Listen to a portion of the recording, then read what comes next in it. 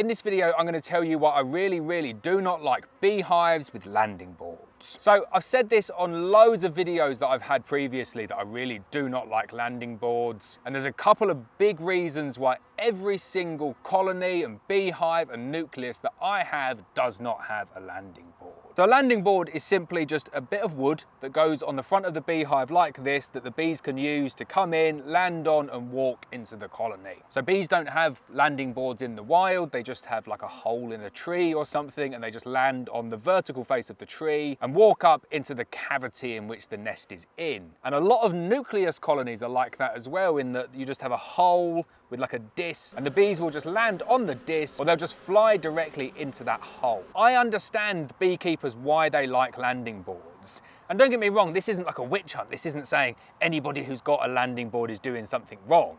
There's nothing wrong with them at all. I just don't like them. And I do understand it from a beekeeper's perspective. If you've just got like this colony here in your garden, 1 or 2 colonies in your garden, and you just want to keep bees for the love of bees and to watch them going in, then landing boards are great. They really are good for beehives in the garden where you're watching. And I'm looking at this colony here now. I know I'm tempting my luck, and it's really nice to sit there and watch the bees coming in through the landing board, and they kind of congregate on that entrance like that. And in the nice warm sunny days of summer, and like this weekend is probably the 2 days of summer that we're getting in North Wales at the moment, and it's still a bit grey and dreary, but to watch the bees going in is really nice. So if you've got 1 or 2 colonies in your garden, then why not have a landing board? It makes sense. But the main problem that I have with them, and the reason that I really do not like them, is a simple reason.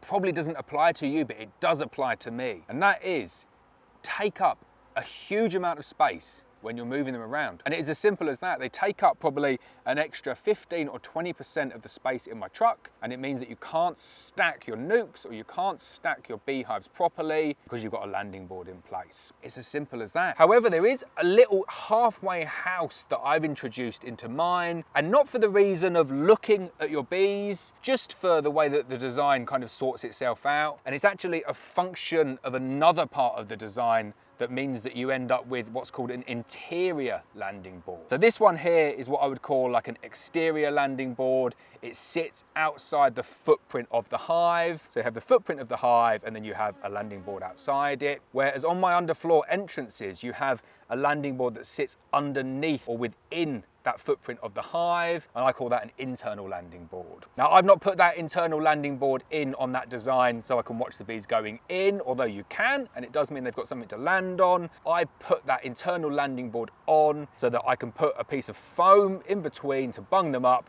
to move them when I want to move them, say, up to the heather. It's a really nice, neat way of moving them, and then you get that internal landing board footprint as well. So there we go. Landing boards, I absolutely hate them. I understand why people like them. I don't like an external landing board. I like an internal landing board, but not for the reason that most people think.